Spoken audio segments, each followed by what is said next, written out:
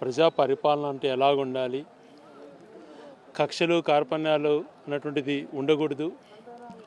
తన తండ్రిని కోల్పోయిన 40 సంవత్సరాలు రాజకీయాల్లో సుదీర్ఘంగా అందరూ ఇబ్బందులు పెట్టినా అధికారంలోకి వచ్చిన వెంటనే అన్నీ మర్చిపోయి రాష్ట్రం అన్నది బాధ్యత, ప్రతి ఒక్క మనిషి నా యొక్క శ్రేయస్సు, వాళ్ళ శ్రేయస్సుని కోరుకోవాలి, శత్రువు లేదు అందరూ సమానము అన్నటువంటి రీతిలో పరిపాలన చేసి 5 సంవత్సరాలు ఏ రకంగా ప్రజలకు పరిపాలన అటువంటిది ఉంటుంది, ప్రపంచమంతా కూడా ఆంధ్ర వైపు చూసే విధంగా పరిపాలన చేసినటువంటి గొప్ప నాయకుడు డాక్టర్ వైఎస్ రాజశేఖర రెడ్డి గారు.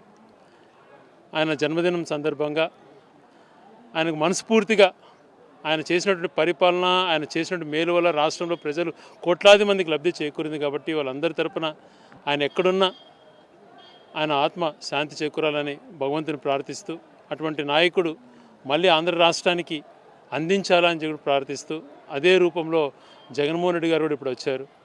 రాజశేఖర గారి పాలనలో రైతులు ఇబ్బందులు పడే పరిస్థితి ఉన్నప్పుడు ఉచిత విద్యుత్ ఇవ్వడం అయితేనేమి, బడుగు బలహీన వర్గాల ప్రజలు బాగుండాలో సంతోషంగా ఉండాలన్నటువంటిది వాళ్ళ ఆఫీసుల చుట్టూ కాలరిగా తిరిగేది లేకుండా సంక్షేమం అందరికీ అందజేయండి అన్నటువంటి రీతిలో పెన్షన్ల దగ్గర నుంచి, స్కాలర్షిప్ల దగ్గర నుంచి, ఫీజు రింబర్స్మెంట్ నుంచి, ఆరోగ్యశ్రీ దగ్గర నుంచి, 108 దగ్గర నుంచి, ఏది కూడా రైతు రుణమాఫీ దగ్గర నుంచి అన్నీ కూడా చేసి ప్రతి ఒక్కరికి శాశ్వతంగా ఇల్లులు ఉండాలని చెప్పి నిర్మింప చేయడమే కాకుండా జలయజ్ఞం పేరుతో ఎవరు కూడా చేయనటువంటి ఆలోచన చేస్తే ఈరోజు పచ్చగా ఉన్నాయి మన ప్రాంతాలు. రాయలసీమ కూడా ఈరోజు పోతిరెడ్డి పాడు వల్ల తీసుకోండి, లేకపోతే హంద్రినీవా వల్ల కానీ, గాలినగిరి వల్ల కానీ రాయలసీమ సాగు పెరిగి రైతుల యొక్క సంతోషాన్ని మనం చూస్తున్నాం.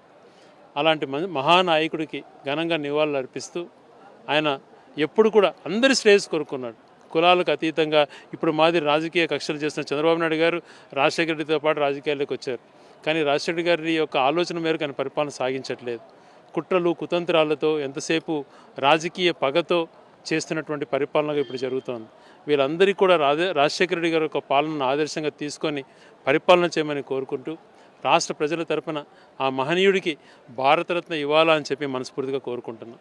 అదే రకంగా ఇప్పుడు జరుగుతున్న పరిపాలన చూస్తే రోజుకొక మాట, చంద్రబాబు నాయుడు గారు ఏం మాట్లాడతారో ఆయనకు తెలియదు, పవన్ కళ్యాణ్ ఏం మాట్లాడతారో తెలియదు. ఎంతసేపు వాళ్ళు జగన్ను విమర్శించడం, జగన్ను తిట్టడం వరకే వాళ్ళు చేస్తున్నారు, కానీ పరిపాలన అటువంటిది అందించట్లేదు.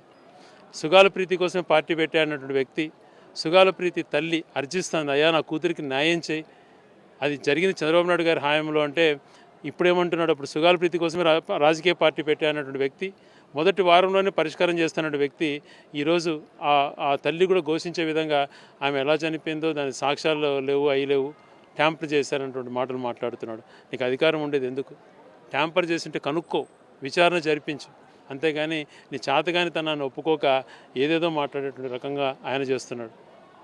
రాష్ట్రంలో ఏ ఒక్కరు ఏ మూలన ప్రశ్నించినా వాళ్ళని హింసించేది, ఎక్కడ పడితే అరెస్ట్ చేయడం, ఆడవాళ్ళు ఇంట్లో ఆడవాళ్ళపైన కేసులు పెట్టడం, ఇదే మీరు పరిపాలన చేసేది? యూట్యూబర్స్ అన్నటువంటిది ప్రపంచంలో ఎక్కడ కూడా పాశ్చాత్య దేశాలలో కానీ ప్రజాస్వామ్యం లేని దేశాలలో కూడా వాళ్ళ యొక్క విలువలను పాటిస్తూ వాళ్ళ ప్రజలకు ఏం చెప్పాలనుకుంటే చెప్తున్నారు. అది అత్యంత పవిత్రమైనటువంటి ప్రజాస్వామ్యం భారతదేశంలో, అది ఆంధ్రప్రదేశ్లో అది పూర్తిగా లేదని అనిపిస్తోంది. వాళ్ళని చేస్తున్నటువంటి హింస ఆ రకంగా ప్రోత్సహిస్తున్నారు. తప్పు వ్యక్తిగతంగా మహిళలను కించపరిచే విధంగా యాక్షన్ తీసుకోవడం వేరు, కానీ అలా కాకుండా పార్టీనే ప్రశ్నించకూడదు, వాళ్ళు చేసే తప్పులనే ప్రశ్నించకూడదు అనేటువంటి రీతిలో వ్యవహరిస్తూ దొంగ కేసులు బనాయిస్తూ దేశద్రోహం కేసులు అంటగట్టేటువంటి ప్రయత్నం చేస్తున్నారంటే ఇది సరైనటువంటి పరిణామం కాదు. ఇలా కాదు పరిపాలన అంటే. ఈరోజు రాష్ట్రంలో 30,000 మహిళలు మిస్ అయ్యారన్నావు, దాని గురించి మాట్లాడు. అదే రకంగా జ్ఞానేశ్వరి అనేటువంటి అమ్మాయి దాదాపుగా 1 నెల రోజులు పైన అయిపోయింది. తల్లిదండ్రులు మనోవేదనకు అనుభవిస్తున్నారు. ఆ దృశ్యం సినిమా లాగా క్రియేట్ చేస్తున్నావు, కానీ ఆ పాప ఆచూకీ చెప్పలేకపోతున్నారు. కుక్క అన్నావు, ఆ కుక్క చనిపోయిందన్నావు, సీరియల్ లాగా రోజు ప్రొలాంగ్ చేస్తూ ఛేదిస్తున్నాం కేసు అని చెప్పి ఆ చిన్న పాపకు న్యాయం చేసేటువంటి వాళ్ళు మీరు పరిపాలన చేస్తే ఎంత, చేయకపోతే ఎంత? మీకు అర్హత కూడా కోల్పోయారు. ఒక మహిళలకు రక్షణ లేనటువంటి ప్రభుత్వంగా నిలిచిపోయారు. అరాచకమైన పాలన చేస్తున్నారు. ఇచ్చినటువంటి హామీలు ఏది నెరవేర్చలేదు. రైతులకు కానీ, విద్యార్థులకు కానీ, మహిళలకు కానీ అందరికీ మోసం చేసి ప్రభుత్వాన్ని కొనసాగిస్తున్నారు. ఇటువంటి పార్టీకి పరిపాలన చేసేటువంటి అర్హత కోల్పోయారు వీళ్ళు. జనసేన కానీ, తెలుగుదేశం పార్టీ కానీ, బీజేపీ వాళ్ళు కానీ వీళ్ళు నైతికంగా ప్రజల మనసులో తుడిచిపెట్టుకుపోయారు. అందుకే వీళ్ళు ఏది ప్రశ్నించినా జీర్ణించుకోలేక ఇలాంటి దిగజారుడితనానికి నాంది పలికారని చెప్పి, ఇది మంచి పద్ధతి కాదని చెప్పి తెలియజేస్తాం.